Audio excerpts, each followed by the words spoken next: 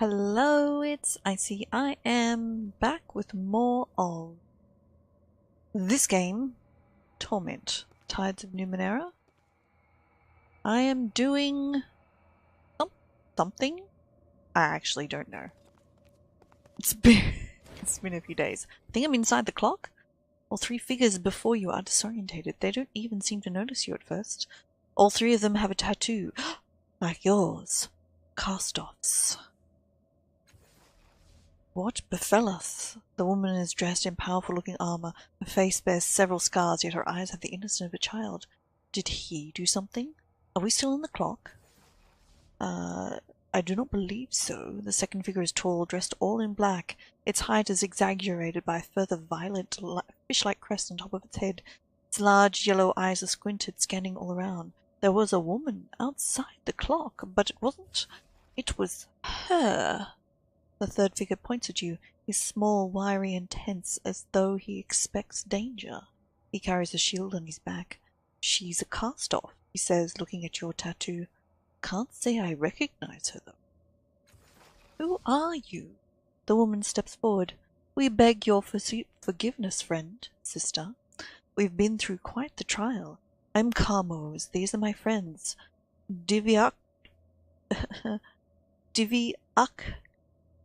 Diviat-iku and Vilion. Diviatiku.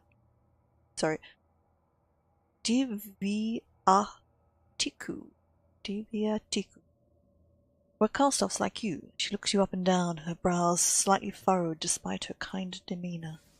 We were ingested into your head. I saw it. How is that possible? He eyes you suspiciously. Who are you? I'm a cast-off. Like you. I'm the latest one.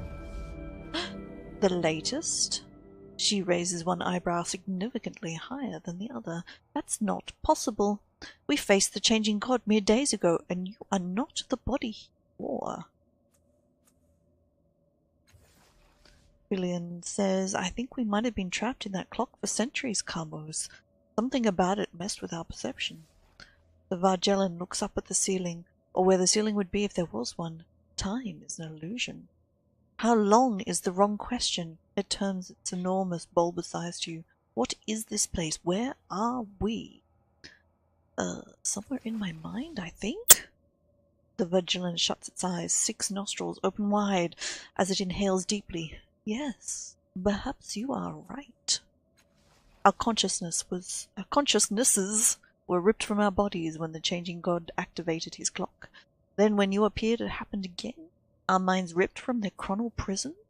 It looks to its friends. I cannot be certain, but I believe this is part of some vast mental construct.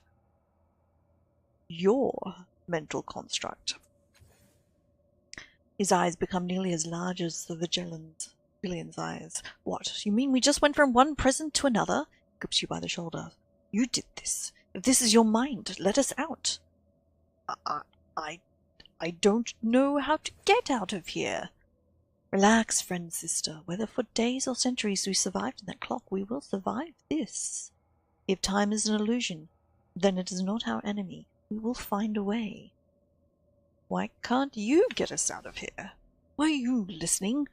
We were trapped in that clock for centuries. I'm looking for a way out, believe me. But Diviatiku says it's your mind, then it's your show. Kamo says, as long as we live, there is hope. One of us will find a way. Why did the changing god trap you in the clock? She looks down embarrassed. The 3 of us once worked alongside us, helping him with his research after he'd brought the Order of Truth to Sage's Cliffs. We saw him for what he was. Selfish, arrogant. Villian says he doesn't care about us, not a single one of his children. Crosses his arms and looks away bitterly. All of his projects were always about him. He didn't care if anyone got hurt in the process. We betrayed him, Diviaktu says. Unlike the others, the Vargellan looks directly in the eye. We meant to stun him, to capture him before he could escape into another body, but he was too quick for us. He activated the clock, tearing our minds from our bodies and trapping us eternally. I don't see any way out. The Vargellan stretches its neck, putting its face within a handspan of yours. It seems to be examining. Then it says, your mind. Only you have the power to change. What he's trying to say is that this place was created for your body, or perhaps by your body. Our sire placed within us each of gifts, unique gifts and abilities. For example, I have never heard tell of another cast-off who could trap a consciousness the way you have. She gives you a warm smile. He would not have created this space for you without also giving you a means by which to move through it. Think, what other gifts did our creators just bestow on you? Aye. Oh, I've got some options. I chose an aspect of myself when I was born, deep in the heart of this labyrinth. Is that it? I'm a fighter, a glaive. I built a path out of deep fathom in my mind by recovering memories I had lost. Let me look around, I'll be back. We are choosing number 4. Perhaps, if there were any memories here to recover, he curls his lip and looks around. Maybe I just don't know what memories look like, but I don't see anything. It would seem we are in agreement, Villian. I chose an aspect of myself when I was born, deep in the heart of this labyrinth. Is that it? Divyaktu shakes his head. I can see what you speak of, it says, and you get a momentary impression that its eyes can see through you. This aspect describes you. Just as I am a Vargelian, Villian is observant, Carmo is foolish. Oh, I object to that characterization. He gives a kind chuckle. It's not wrong, and you know it. At her wounded look, he raises his hands placatingly. It's the truth. Anyway, you've gotten us out of twice as much trouble as you get us into. The Vargelian speaks to you. These aspects are descriptors of who we are, but they're not us. That you chose your aspects says quite a lot, but I do not believe that is enough to set us free. Okay, I'm a fighter.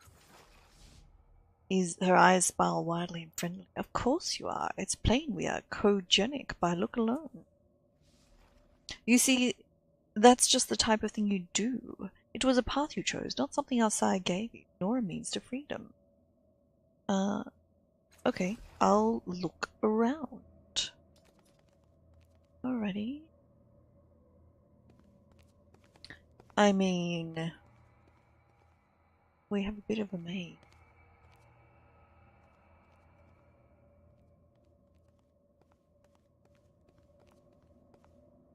I mean, there's literally nothing here, so we'll just talk to them again. 3 of them mutter to each other, looking around the strange place as they try to find a way out. I don't think I have the ability you're talking about. You must! She looks at her companions and back at you. We each have our gifts, given to us by our sire, for a specific purpose. His purpose, of course, but a purpose nonetheless. She presses a hand to her chest. They say, for example, that, foolish though I may be, I have 9 magical gifts of speech. That's not something I chose nor learned, but it is who he made me to be. Villian rubs his hand along the edge of his shield. I'm a master of defensive arts. Our sire learned them when he was in my body, but probably he built my body to excel at it. I wouldn't call it a gift, but it's me, yeah. Divyaktu is one with the shadows. I live in them. I breathe them. This is not some esoteric I discovered, but a unique ability our sire chose for me when he was in my body. Cutmoves gives you a kind smile. The gift is in you. Perhaps you have just forgotten. Our sire wouldn't have made this place for you without granting you the power to get out. Focus. Find the answer inside yourself. Shut your eyes. You search your memories for this ability they speak of. Ow. Your nose is very itchy. You rifle through your memories past everything you actually remember to those memories you didn't create yourself. There must be a key or a door, anything that would help you escape this fathom of your mind. Just as you're about to give up, you find something? A cluster of sparks, nascent abilities deep within the core of your being. You sense the abilities to speak eloquently, to use a shield with a master's skill, to lurk among the shadows as though they were home. Ooh! Advancement. Your travels left you more experienced, allowing you to advance. This will grant you the choice of improving your statistic skills or abilities. To do this, open your character sheet. Okay. None of these seem particularly suited to creating a path out of this place, but as you sift through them, you know that you were trapped here, not because it is some puzzle your sire left for you to solve, but because you're not yet whole. This is another part, the last part, of deciding who you are. In completing yourself, you will be able to open a path back to the calm of your mind. Ooh! Oh, here we go! Ooh, we get to pick who I am. Ah! We take on an aspect of the three we have met. See? So, brandishes a silver tongue. You know the right thing to say in every situation. There is no obstacle that cannot be overcome with words. Your focus grants you additional abilities regardless of your chosen type. Each provides benefits both in battle and out of it, and is geared towards a particular approach. Breathes shadow. You hide in the folds between dimensions, evading even the most watchful eye. Emerging, you rend reality and enemies along with it. So that unlocks Nocturnal. Okay, that gives you Deception, Perception, Quick Fingers, Surprise Attack. Hidden or targeting enemy that is blinded, gain 10%. Plus 3 damage. Master's Defense. You study techniques to defend yourself and others physically and mentally in any situation. Counterattack? Ends. Oh wow. Is that meant to do. Whoa. I don't know. Is that meant to do that down there? Oh gosh, that looks like a bug. Ends turn immediately. Whenever an attack misses you, make a basic attack against the enemy if in range. There's no limit to the number of attacks that can be made this way each turn. Oh, that sounds good. Shield Master. Brandishes a silver tongue. I mean, is this what I'm meant to do? Keep clicking? The Charisma? Max effort on Persuasion, Deception, and Intimidation tasks. I mean, that sounds good. Am I meant to do this? Like, I'm getting more things down the bottom. Is that a bug or am I meant to do things there?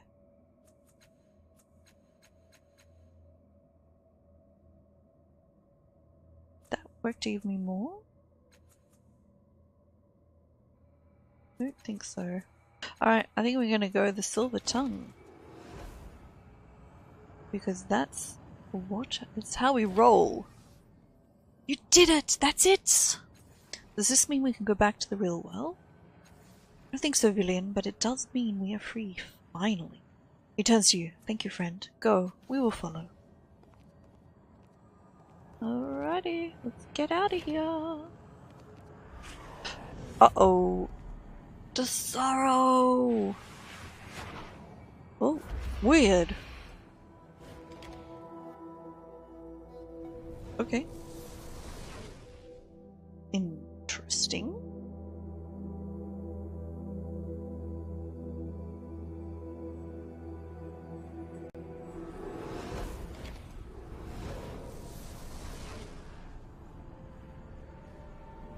Oh, now where am I? Oh.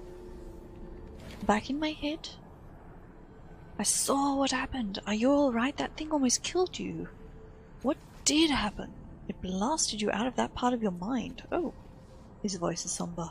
The sorrow must be gathering its strength, taking spaces in your mind to keep you from reaching your full potential. I don't know why it doesn't just destroy you. Maybe the fragments aren't strong enough yet. It's alright, though. We have more important things to do, right? Like getting the chamber fixed. Always with the chamber. Hey, who are you, Mr. Spectre? Are you always here? He shrugs. Where else would I be? I found the chamber, but it's broken. Yeah, I saw that. I don't see everything you do out there in the world, but I definitely saw that. You'll have to find a way to fix it. What should I do now? The chamber broken, I'm not sure. We need to find someone who can fix it. The chamber's our only hope. Without it... How did activating the clock in the real world open that other fathom? Who knows? It probably triggered something in your mind, made a bridge you didn't have before. Maybe you did have a bridge once, but you lost it. Could other fathoms open like that? Maybe. You've already made a lot of changes to this place. At this point, nothing would surprise. How do I get back this time? The portal's still there. I don't see why it wouldn't work twice. Is there anything to do while I'm here? You mean apart from the cabaret acts, distillery is an endless adventure just behind the next wrinkle in your mind? He jabs you in your arm. Ha! And if you believe that. Sorry, but it's your mind. There's nothing like that here. I've looked. Still, you've changed things plenty already. Wouldn't be surprised if something showed up eventually. Has anything changed since the last time I was here? Look around. It's your mind. Okay, I think I'm ready to go. Good luck. The portals collapse into this tiny pulsing sphere. Something strikes you as angry, though you'd be hard-pressed to say why. Okay.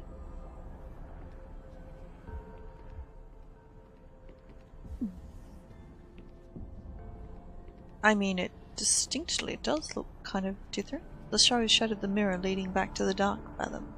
Glass shards hiss when you touch it.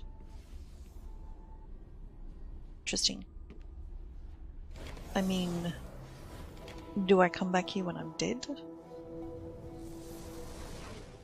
Possibly. An XP to advance your characters. Plural. Characters plural.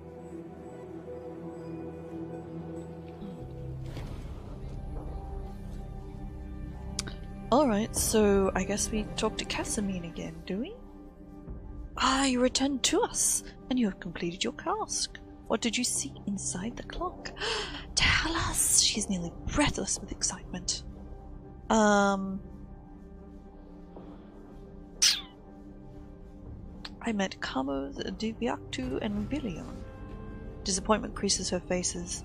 I know these names. They're not new to us. They were favoured servants of your creator, cast-offs who served him well indeed.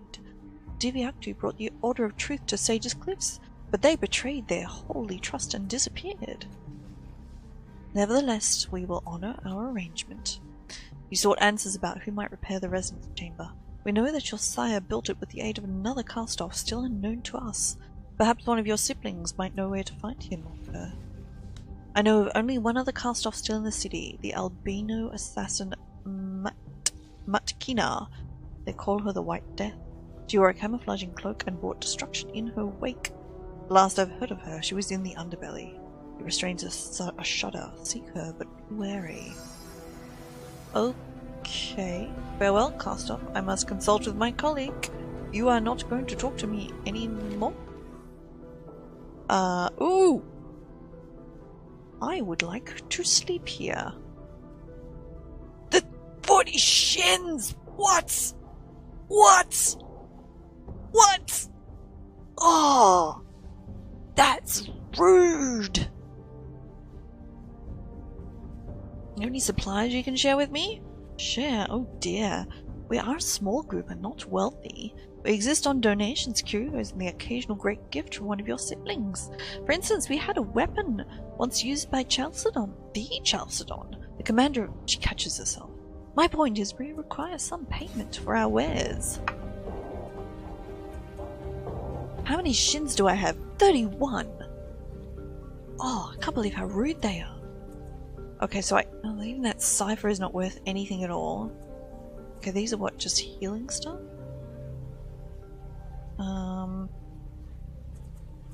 Okay, it's just... God! Okay, what else do you have for me? Tell me about the beliefs of your church. We tell the world that you and your brethren are aspects of the divine truth of the changing God, and that each of you brings forth a particular facet of his truths. We seek to study you so that we can become more like you. Her teeth gleam as she smiles at you. What are the benefits of joining your church? We can provide our adherents with useful items. We can offer safety against the depredations of those who would harm them as they sleep. Our members may be available to aid each other in specific situations. Oh, I could join them? Does that mean I still need to pay 40 shins? Tell me about the other cast-offs. She smiles and laughs. We have spent years compiling our records, revered one. I know the time seems of nothing to your kind, but we must protect our knowledge. Perhaps if you were to join our group, provide some of your experience to add to our knowledge. Okay. Why can't you tell me about the other cast-offs? Our secrets are our own. We do not provide them to outsiders. Of course, if you were to join us, you would no longer be an outsider. He bows his head. I'd like to join. Oh, it's unusual for a cast-off to join our group. We are delighted to have the opportunity to get to know you better. His fingers pause momentarily. You hear the light crackling between them. We have a requirement for membership. You must bring knowledge of cast-off who is not known to us.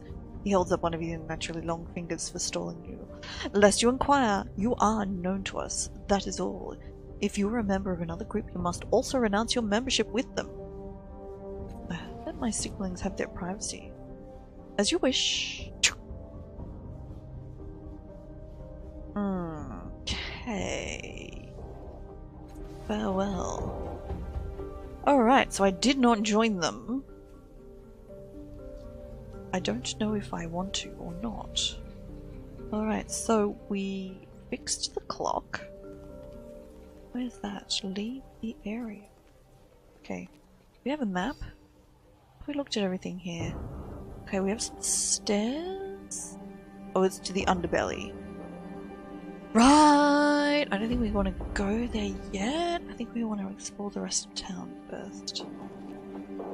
Autochthon.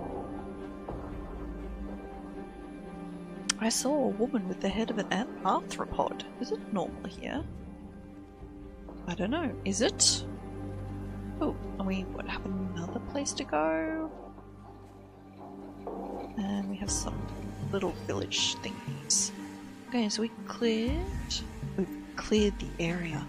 Oh my goodness. I mean, it's so tiny. This whole area, it's the tiniest area, and it's taken, what is this, 5th episode? 6th? So much reading. Which is great!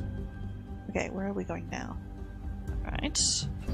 This takes us to Cliff's Edge. I think I actually want to go... Oh! Actually, I think I want to level everybody. Ooh, spend your experience points by clicking the plus button next to your experience meter on the left side of the screen. You can choose between 4 advancement steps. When you gain all 4 steps, you will increase your tier, unlocking a new selection of abilities and other bonuses. Okay. Select one of the following tier options to spend your experience points. Select each option once per tier. Okay, I don't know. What do I want? I kind of want more speed or intellect. I've got an unarmed attack still. I need a weapon.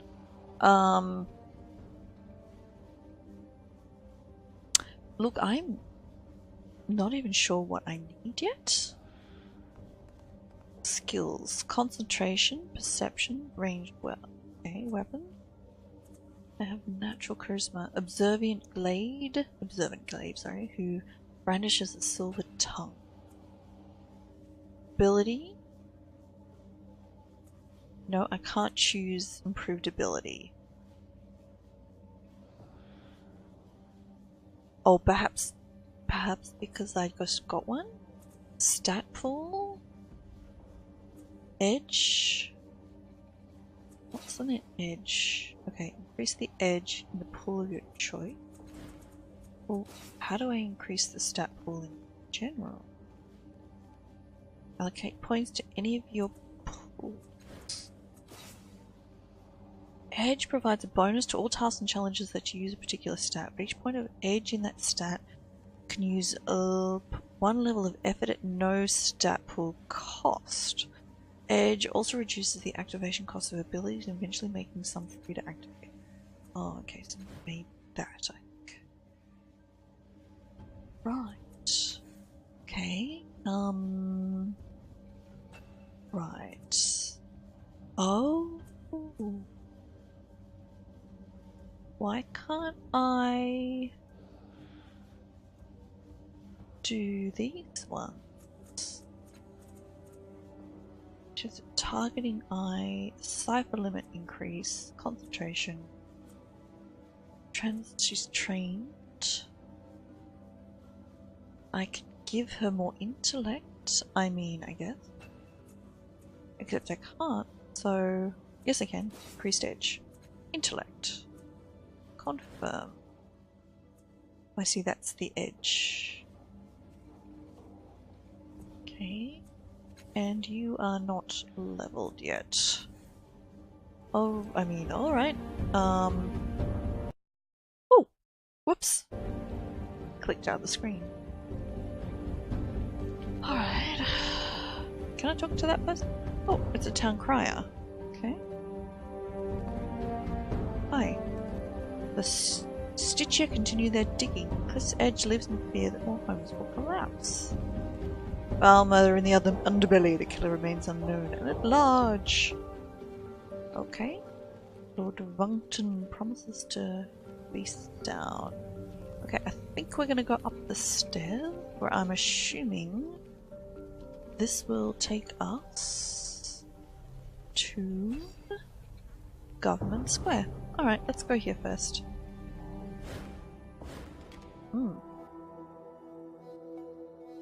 I don't know how big this game is. I don't know how long this game is. I don't know if I'll go outside of Sage's Cliffs. I'm assuming so.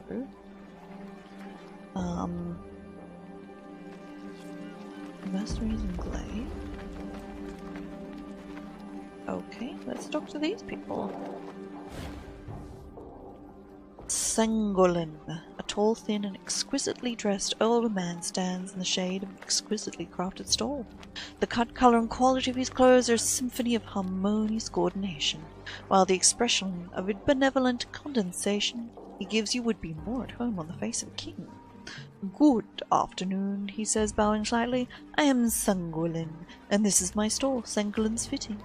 Welcome. How may I be of service? What do you sell here? I sell the finest city wear for discerning men and women, as well as quality armor for those traveling to less civilized locales. He clears his throat and directs your attention to a well-dressed mannequin wearing the badge of a city official.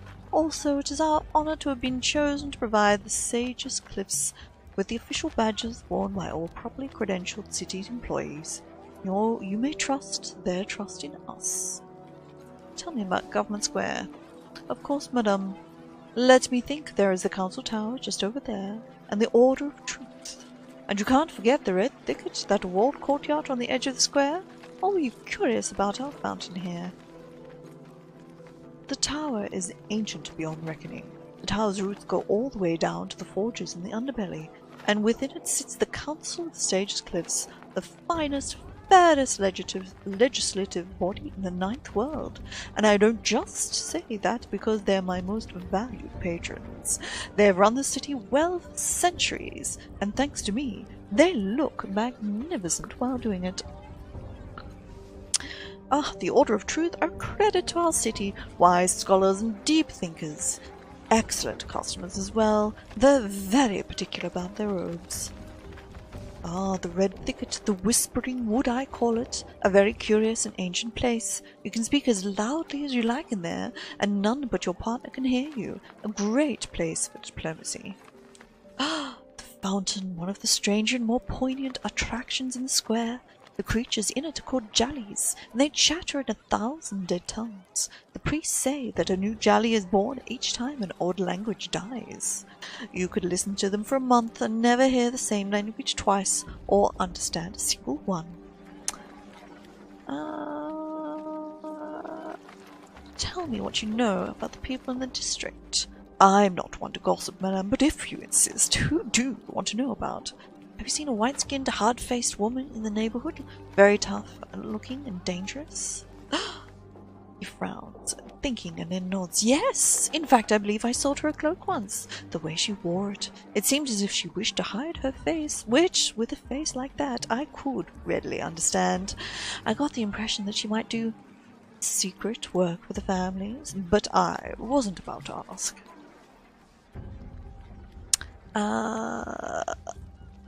No. I'd like to see what you have to sell. What does he have to sell? Mind-forged armor. Ooh, only usable by the last cast-off. Oh no, I'm wearing mind-forged armor. Oh, I see. Oh, it has 2 armor. Right, I could get 2 armor and 1. Oh, I see. Cobble, Brigandine, plates, micro mesh, value 65. Look, he's just got, I mean, nice armor, sure. Oh, a cloak. Wait.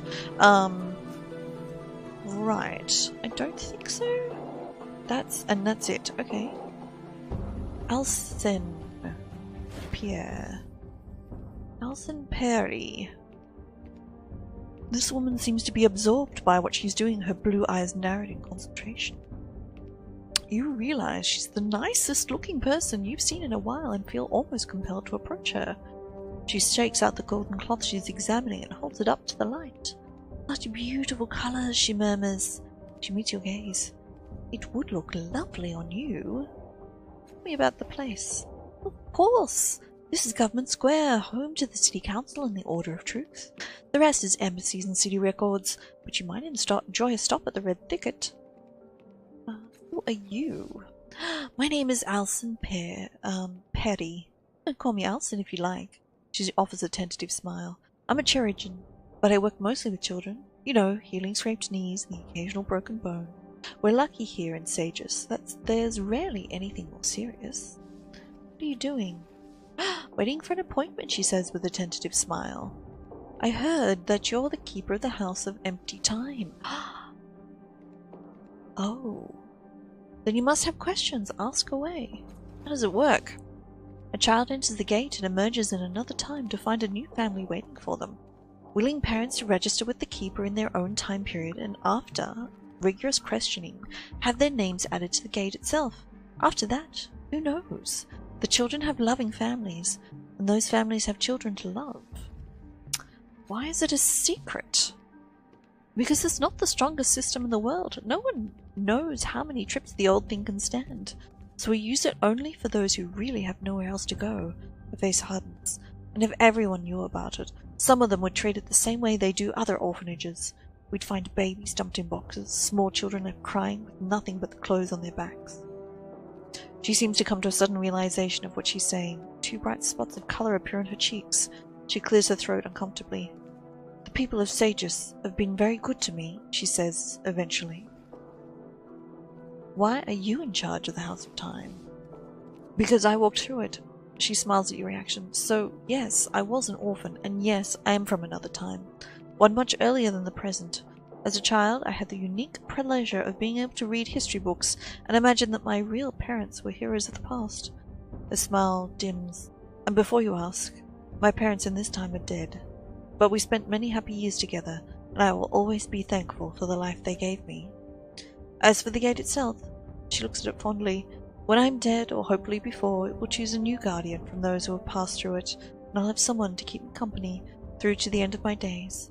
Not a bad bargain, all told. Could I adopt a child? I'm afraid not, she says. One of the main requirements for adoption is a stable environment. If you ever decide to settle in Sages, then we can talk. Interesting. Interesting. Very interesting. Okay, we have some city official. We have another levy, wealthy townsperson. Alright, let's look at the fountain, because we're here. This fountain is constructed of a material that seems halfway between wood and stone. It doesn't contain water as might be expected. Instead, it's filled with swarming, tiny, fish-like creatures that leap and cavort in a wriggling mass, chattering to each other in what sounds like 1,000 different tongues. Catch one. You have an edge in one of your stat pools, granting you a discount on use of points from that stat pool. Each level of edge grants you 1 free effort, boosting your minimum chance of success. When using an ability, edge reduces the activation cost first, and any leftover points are used for effort. Okay. So who's got... Alright, yeah, yes, I'll do it. Me. 60? We can go as high as 60%. Or we can go 40% and it's free. Oh, I see. Alright. Oh, I did it! Nice. I haven't Jaylee! You deftly snatched the single fish from the glistening, tumbling flood. The bubbling mass of remaining creatures squawked together in nonsensical outrage. Listen. You fold your arms, listening intently to the fish jabber at each other. It sounds like a cloud of nonsense syllables mashed into baby speak. A few oft-repeated sounds tug at your attention. There's no string of gibberish at all. They are speaking a variety of languages, but ones you've never heard before. They continue to gibber. Gibber? Gibber. No. Okay. Examine the woodstone fountain. The fountain, now that you're looking at it, is unfathomably old. Oh, it's worth cash! Nice! Okay, it's worth a lot. Okay, that's awesome. The fountain, now that you're looking at it, is unfathomably old. Coppery tongue-like decorations curl up and over the rim of the structure, as if lapping at the endless stream of creatures within. Try to get... Oh! Tiny teeth! Jump at your fingers, and you release it with a curse. Okay. We've... No, you can have one. I've been waiting here for days. Oh, okay, I guess we're gonna talk to somebody? The council clerk? What do you need? Oh, behind the lectern, a four-eyed, hairless mutant processes paper with a balletic grace. He's endlessly snapping the elegant fingers of his left hand, and each time the air twists and shimmers, either disgorging a document to be processed, or accepting one that he's completed with his ink-stained right hand. Each of his eyes regards a distinct object. Portals are opening, preambles, recitals that must be reviewed. His own addenda must be flawless. One eye twitches in your direction. Exaggerated scorn twists his mouth, and though his eye remains fixed on your face, he gives no verbal acknowledgement. The closest he comes is a faint sigh. At last, after shunting half a dozen more documents to some distant cubby, he condescends to speak. You must wait, of course, until council matters conclude. His court gaze leaves you. His face returns to its former equanimity, and he continues his work, which shows no evidence of slacking, let alone concluding. I assure you that my matters are important enough to be worth a moment of your time. Oh, I have no persuasion. You have much persuasion. Oh, come here. You do have much persuasion, and you get a freebie. Oh! Uh-oh! Bow bow! The clerk turns an eye in your direction, though he does not slow his endless shuffle of paperwork. I would not come into a killing field and tugging on your sleeve presume to tell me how to carry out your butchery, so perhaps you might extend me the same measure of courtesy within my avocation as I would give you within yours. Seeing that you are not vanished, he adds, please spare me further explicitation of which matters you deem worthy of what is attention. Tiber shakes his head sadly. Some men can hear nothing but the jangle of shins. Oh, I see. Scatter the papers. I'm gonna oh no, bad chance. Oh, we're gonna have to try anyway. Oh! Oh. For all the clerk's sharp-eyed focus and uncanny speed, you manage to slip past his guard and knock a document astray. Before he can react, it twirls through the wrong portal. Perhaps a slave's manumission is now consigned to the vault of subservient texts. Perhaps a madame's complaint about a new client has slipped deeply into arrears since it found its way into the public record. Horrified, he immediately halts. I see there's no abiding your mischief, he says, so what do you want? I'd like to ask you some questions. There's a faint sigh as the only acknowledgement you receive.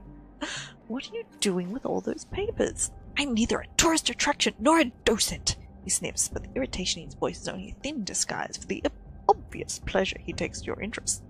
I'm the council clerk, and unto me it falls the responsibility of directing the fate of every official document in Sage's Cliffs.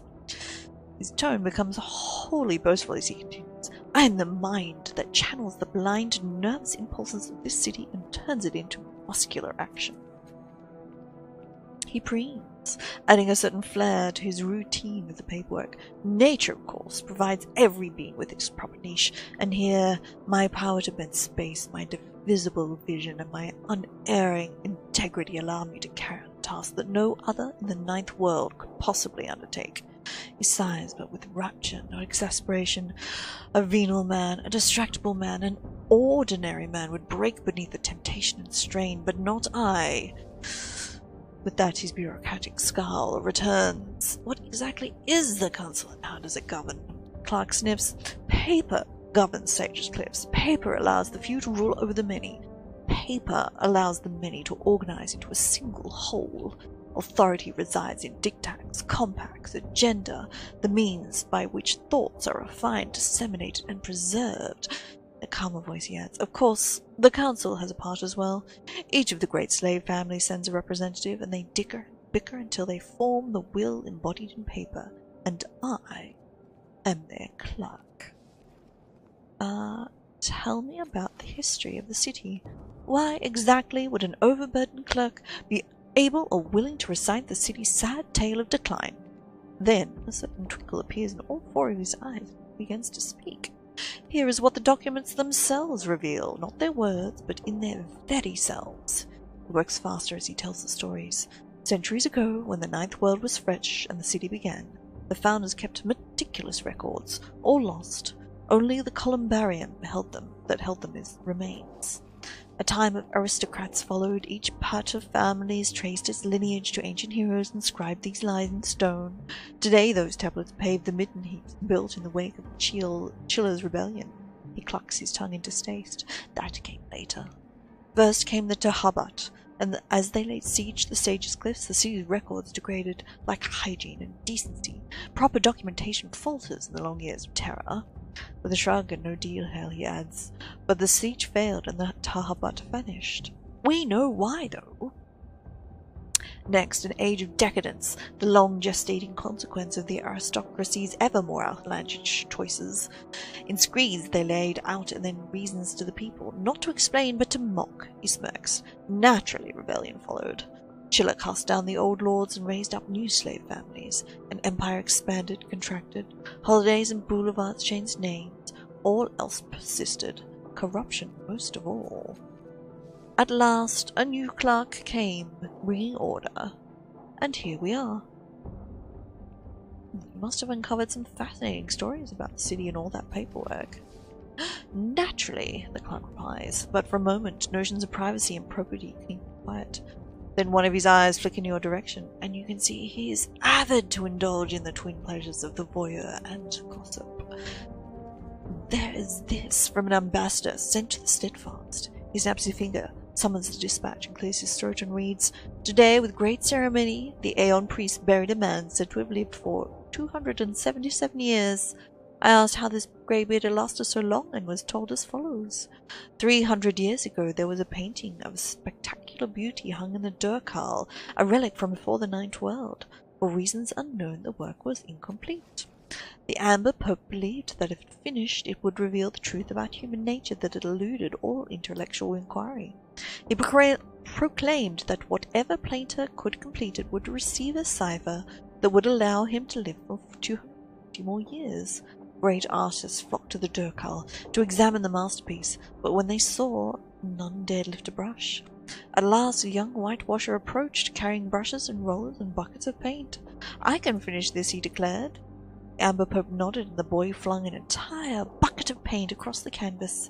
The blank region was filled, but the painting was splattered with white, its majesty gone.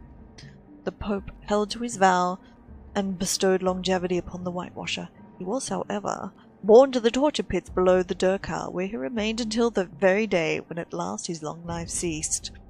The clerk folds the faded dispatch and returns it to its envelope, and sends it away, saying no more. Tell me another story.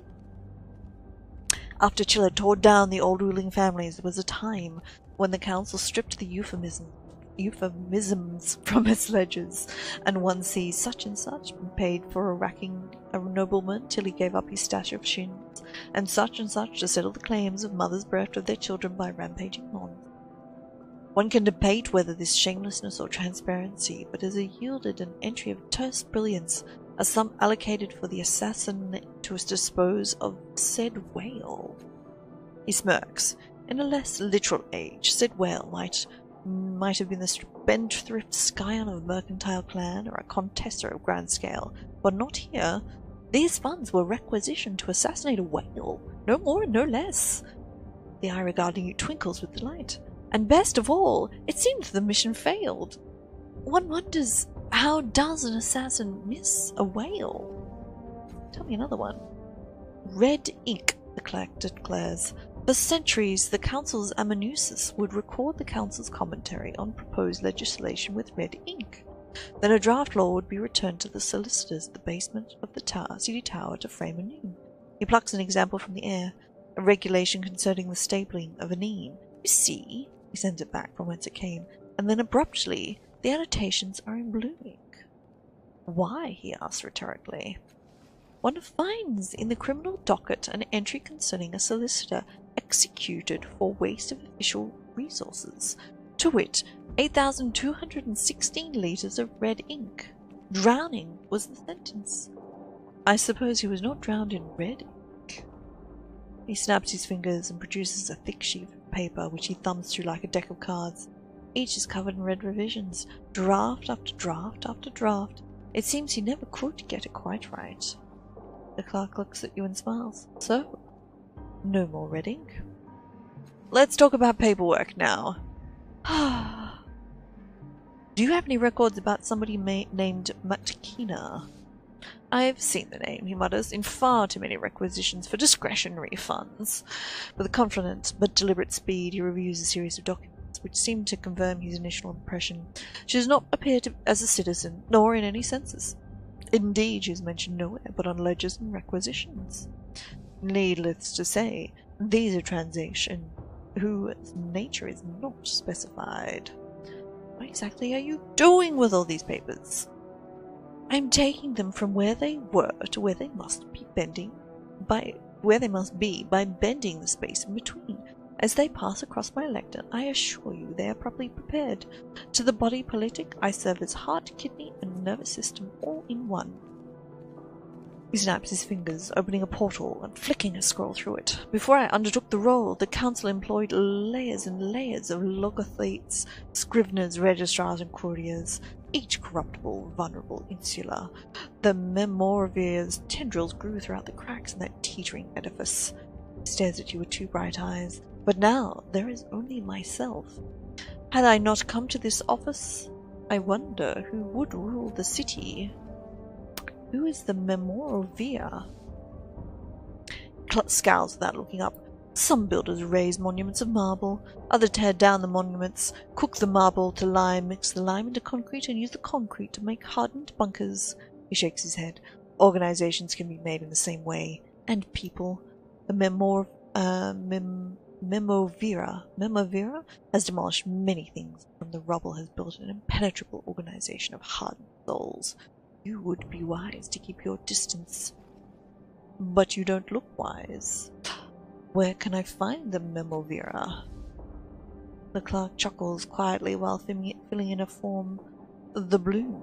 A moment later he adds, sometimes it seems one can indeed judge a book by its cover. I'd like to ask... Okay, no, I think we have talked. Actually, tell me about another story. I've indulged your curiosity far enough. Okay, we get 3 stories. Farewell. Good. We have talked.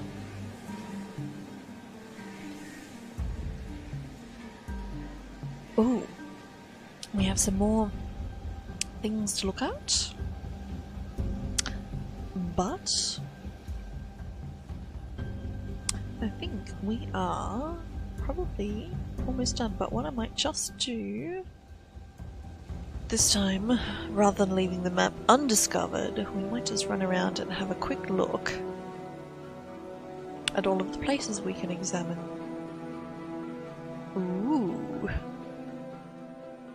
Ooh, that looks interesting. Oh, wait. I think... Did I miss missed looking at something before. In the previous area. I'm pretty sure I missed something, didn't I? Let's just see what's over the bridge. Nope, no. That should be enough. Wasn't there something in the previous area? Okay. Order of Truth. Underbelly. Caravanserai. I could sleep in the caravanserai, couldn't I? I think so. Okay. I think I missed a point of interest in the previous area. But that seemed like a good place to stop. Thank you very much for watching. If you are enjoying this, let me know in the comments below. I'm curious. I have not done a video or series where I've had to do a lot of reading. And I do quite enjoy reading out loud. Give us a thumbs up if you liked this video. Please do subscribe here on YouTube, that would be wonderful. And I will talk to you next time. Thanks for watching. Bye.